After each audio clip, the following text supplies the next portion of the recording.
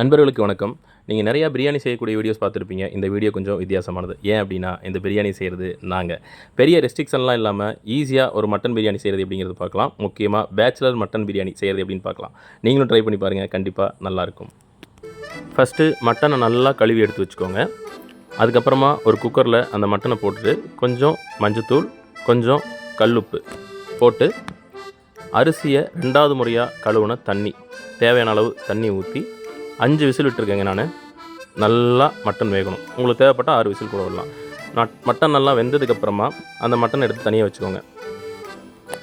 இப்போது ஒரு குக்கரில் 5 ஸ்பூன் எண்ணெய், 2 ஸ்பூன் நெய் விட்டு அதில் பட்டை, சோம்பு, கிராம்பு, அந்த பிரியாணி இலை, அந்த ஸ்டாரு, அப்புறம் கடல் பாசி இதெல்லாமே போட்டு, கிராம்பு, முக்கியமாக கிராம்பு, 2 ஏலக்காய் எல்லாத்தையும் போட்டு நல்லா பொரிய விட்டுருணுங்க.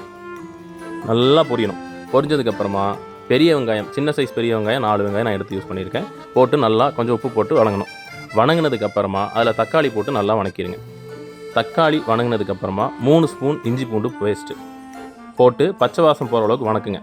நல்லா வணங்கிடணும். வணங்கினதுக்கப்புறமா ஒரு கைப்பிடி கொத்தமல்லி இலையும் புதினாவும் ரெண்டையுமே ஒரு கைப்பிடி சேர்த்து, ரெண்டுமே சேர்த்து ஒரு கைப்பிடி போட்டு இது கூட 1/2 கப் தயிர் ஊற்றி, இந்த தயிரை ஊற்றி விட்டு 2 நிமிடம் கிளறி விடவும். அதுக்கப்புறம் நம்ம வேக வச்ச மட்டனை போட்டுட்டுங்க நல்லா வணங்கணும். எல்லா மட்டனையும் போட்டுட்டு ஒரு 5 நிமிஷம் நல்லா வணங்க விட்டுருங்க. அதுக்கப்புறம் பிரியாணி பொடி நாங்கள் 10 ரூபா பாக்கெட் வாங்கி 3/4 போட்டோம். அதுக்கப்புறம் உங்களுக்கு தேவையான அளவு வரமிளகாய் தூள் சேர்த்துக்கலாம். நாங்கள் 1.5 ஸ்பூன் தான் சேர்த்துக்கிட்டோம். எங்களுக்கு அந்தளவுக்கு போதுமானதாக இருந்தது. அதுக்கப்புறம் அந்த கறி வேக வச்ச தண்ணியோடு சேர்த்து ஒரு டம்ளர் அரிசிக்கு எத்தனை டம்ளர் தண்ணி தேவையோ அந்தளவுக்கு போட்டு நல்லா கொதிக்க விட்டுருங்க. கொதி வந்ததுக்கப்புறமா அரிசியை போட்டுட்டு அதுக்கப்புறம் ஒரு கொதி வந்ததுக்கப்புறம் திருப்பி குக்கரை க்ளோஸ் பண்ணி விசில் போட்டு வச்சுருங்க. நாங்கள் 2 விசில் விட்டாங்க. உங்களுக்கு எத்தனை விசில் தேவையோ அத்தனை விசில் விடுங்க. விசில் வந்ததுக்கப்புறமா, விசில் போனதுக்கப்புறம் ஓப்பன் பண்ணி பார்த்தீங்கன்னா பிரியாணி அப்படியே உதிரியாக சூப்பராக இருக்குங்க.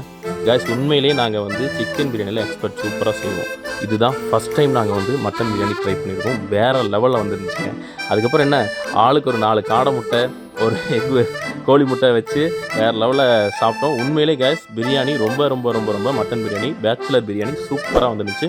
கண்டிப்பாக இந்த வீடியோவில் பார்த்துமே நீங்கள் ட்ரை பண்ணி பாருங்கள். பிரியாணி சூப்பராக இருக்கும். கண்டிப்பாக ட்ரை பண்ணி பாருங்கள். ட்ரை பண்ணி பார்த்துட்டு கமெண்ட்டில் சொல்லுங்கள். வீடியோ பிடிச்சிருந்தால் லைக் பண்ணுங்கள், உங்கள் ஃப்ரெண்ட்ஸ்க்கு ஷேர் பண்ணுங்கள். மறக்காமல் சப்ஸ்கிரைப் பண்ணிக்கோங்க. தேங்க்யூ.